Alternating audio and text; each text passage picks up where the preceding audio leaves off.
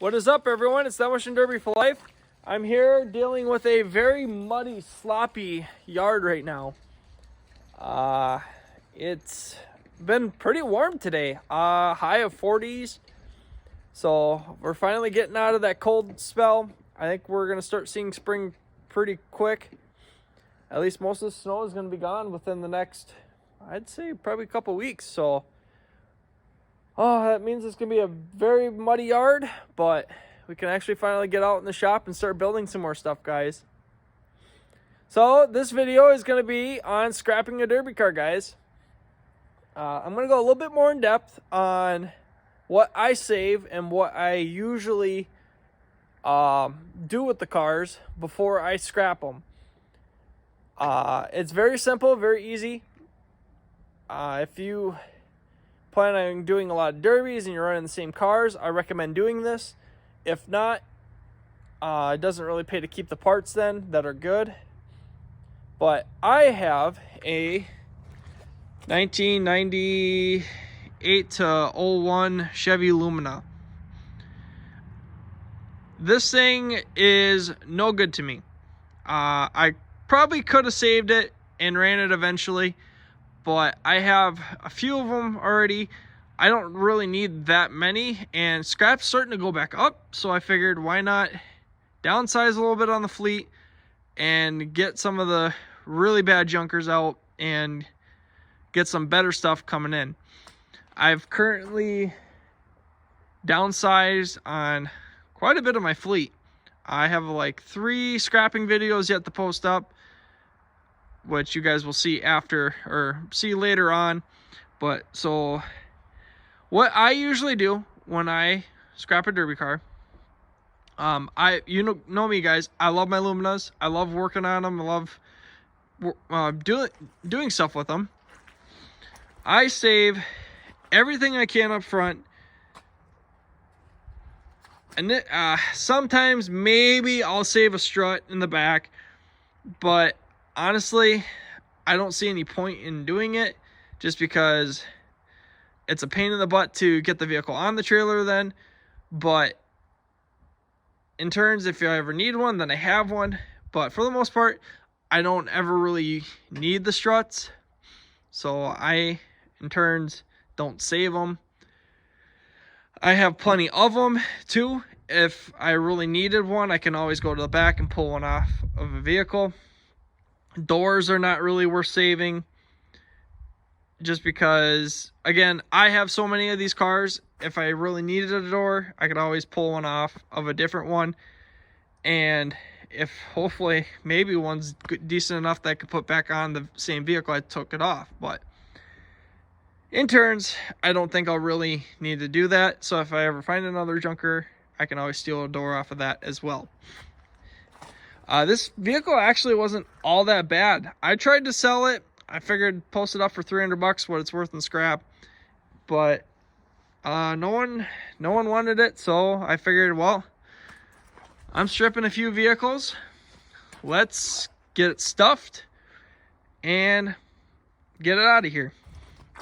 Interior wise, don't save anything for Lumina. The only thing I really saved out of here is the seats. I find Lumina seats are the best seats to put in a vehicle that doesn't have a seat.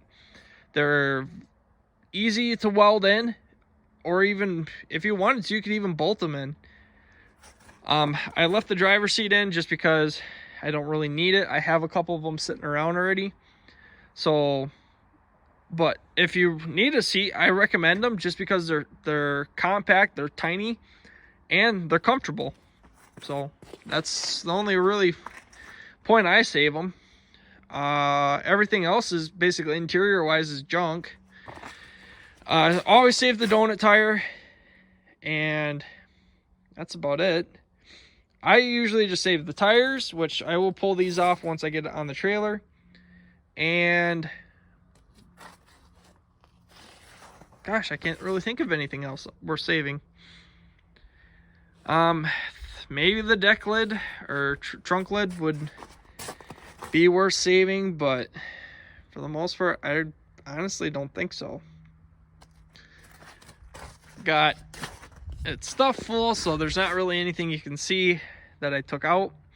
It was empty. The only thing that was in there was the driver's seat. I have this thing as a racer, and the reason why I'm actually getting rid of this car is I blew up the engine in here. Let's see if I can give a good old shot right down on Yonder. Right. See right there. You see that little shiny bit right below my finger? Let's see if we can get in there. There we go. Yeah, that's a big old hole in the block. So this thing is junk. This motor is junk. So since the motor's junk, and I don't really feel like pulling the subframe and everything out to do a motor swap, I'm just gonna let this car go and try to find another runner. I will say it has been a lot harder to find running and driving Luminas that are even cheap. So yeah. But I've actually used quite a few parts off of this vehicle for different vehicles and stuff that I saved. I always save the struts and the A-arms or whatever.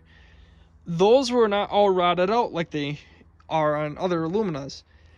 So since these weren't all rotted out, I was going to try to take the bolts out and just slide it all out, but it wasn't coming loose, so I just instead took the torch, cut the brackets, and took them off. Very simple, very easy. I just got to take a few bolts out to get everything loose. The steering components and stuff, just pop those loose, and it's all good. I could save the subframe, well, not anymore, but I don't need any of that laying around. If I really wanted to, it honestly would just sit. I have a couple of motors sitting on some frames that are bent. I was actually thinking about trying to bend them back and then plate them and then weld them up a little bit more and then throw them in a different vehicle. But then again, you got to make sure they're straight and this and that and that and this. Oop, tire's a little low. That's not good. So fill that thing up.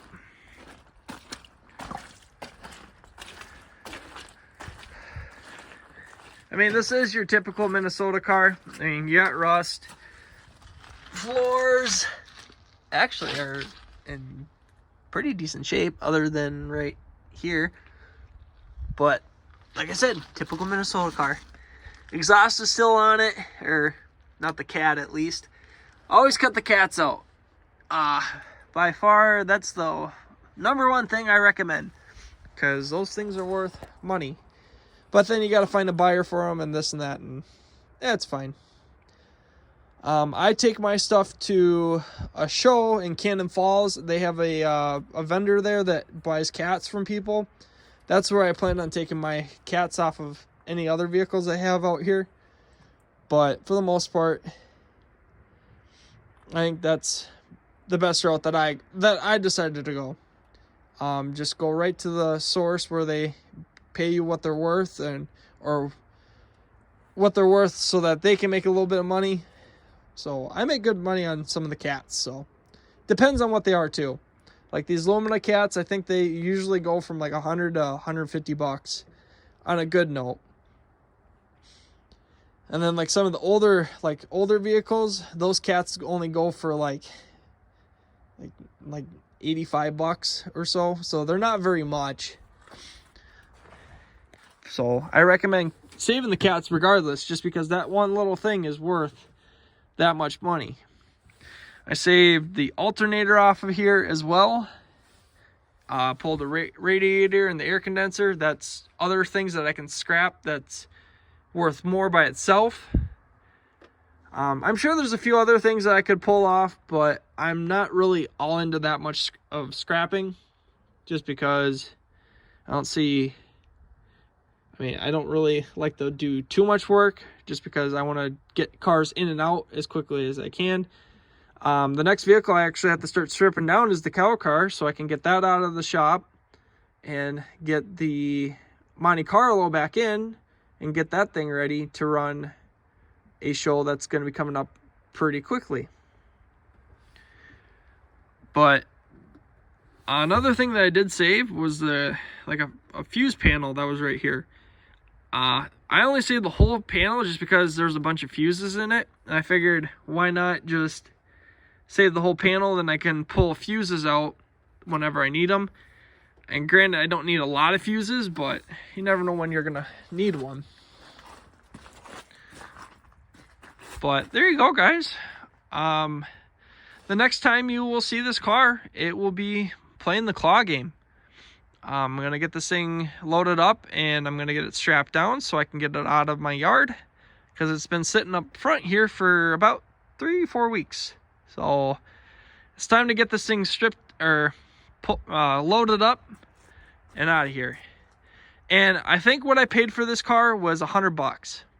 If I remember it, because this window was broken.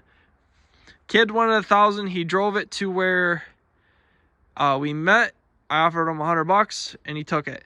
The reason why I paid him $100 only for it is because I figured the head gaskets were going out. And I think I was pretty much right, because I think something internally started to go.